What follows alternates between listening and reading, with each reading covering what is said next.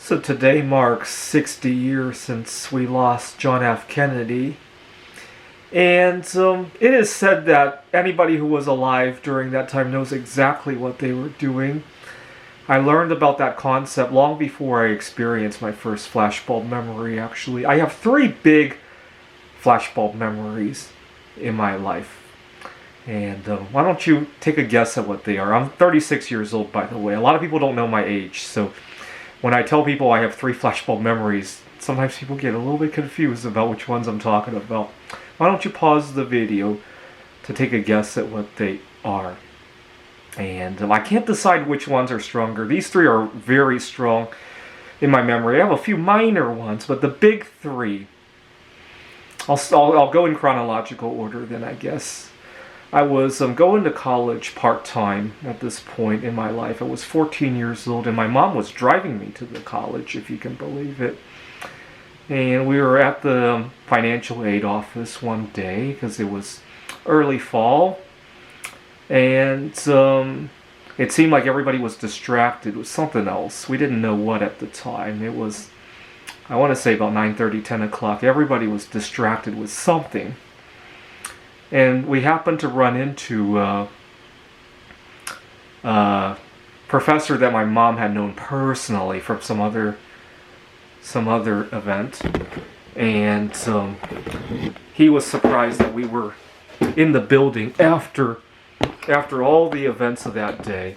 He was surprised, and we didn't know what he was talking about. And when he tried to explain, he was so emotional, we still couldn't figure out what he was saying. We thought there had been a major plane crash of some sort, and plane crashes happen from time to time, right? We didn't think there was anything unusual about that. Why is everybody glued to the screen? Because he was so emotional about that. And then he talked about the Twin Towers, and my only knowledge of the Twin Towers, because I used to love to watch a lot of television and crime shows and all that, and my only thought of the Twin Towers was the 1993 truck bombing, which I was alive during the time, but that one didn't create a flashbulb memory because I was only 5 years old at the time. And he said, no, 2 airplanes have hit the towers. It's terrorism. Because we kept thinking it was some kind of accident or some kind of misunderstanding or something. And so it was only then did it sink in, and everybody was told to quickly evacuate the building. Now looking back at it, I can't see why we were told to evacuate. None of the buildings at the college I was going to were terribly tall or a big target of any reason. I was in Pittsburgh, Pennsylvania. Pittsburgh doesn't seem like any sort of major target to begin with. We left. On the way home, my mom actually went shopping at a Joann Fabrics. Now looking back at it, I can't remember what she bought. I can't remember why she pulled in there. But then again, I'm going to be talking about 2 other flashbulb memories, and I did similar kind of behaviors during that time. So that was the obvious. I'll let you pause the video to think about what the other 2 flashbulb memories were, because the other 2 were not as dramatic events, I want to say. But they were life-changing, and they created interesting memories for kind of weird reasons, I want to say. So the next one takes place when I was working on my PhD. I was 21 years old at this point in time. I had just gotten my first paycheck, and I wanted to do some investing. And so I had a favorite coin dealer that I was going to. He had this big television screen on the wall that showed all the precious metal prices. And one day I go into the store, and the screen is showing a lot of red. Silver had crashed to a single-digit number. I can't remember, but I remember it crashed like $1 or $2 in a row. And gold had crashed to, if I remember correctly, 700 something, 800 something, from a high of 1,000 earlier in the year. This is a great buying opportunity. And I put my credit card on the counter, and he laughed at me. He told me that the margins for selling gold and silver are so low, he has to take cash. And so I was riding a bicycle at the time, and I go to a bank to withdraw the cash. I withdrew about $300-400, and I went back to the store to buy some silver coins. I distinctly remember the kind of silver coins that I bought. In the 1980s, the U.S. made a number of commemoratives. I think the Liberty Bell, the among other things. They weighed about 3/4 of an ounce of silver, if I remember correctly. And I bought quite a number of those coins at close to the spot price, if I remember correctly. He had a number of coins that were damaged or something, so they were going for at the spot price. Usually those coins go for a good premium. And then I rode back to the campus. I was going to school at Rochester Institute of Technology. When I got back, I couldn't resist bragging about all this cheap silver that I had bought at the coin dealer that day. When I saw my PhD advisor and she heard me bragging about that. Gotta understand my PhD advisor. She and her husband both taught at prestigious universities in Rochester. She at Rochester Institute of Technology, he at the University of Rochester. Both had a number of major publications in their field, computational social choice theory. I used to call them the Currys of computer science, right? Just like Mary and Pierre Curie, right? Although I don't think they approve of that name, by the way.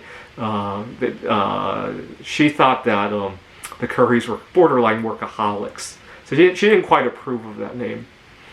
But my PhD advisor was really upset when I came back bragging about all the silver that I had bought at the coin dealer. She asked me, "Do you know why silver crashed so much today?" I said, "No, what happened?" And she says, "The economy is collapsing. People are losing their retirement funds, and you're out here bragging about how much money you're going to make on silver. Shame on you." She did something to that effect. And that was my first time learning that about this financial crisis. The coin dealer that I had bought the coins from didn't know what this was about either. He just knew that silver had crashed quite a bit. I think he was also excited because, after all, he's not planning on retiring anytime soon. So he had the same attitude that I did. But none of my classmates or my PhD advisor held that sentiment.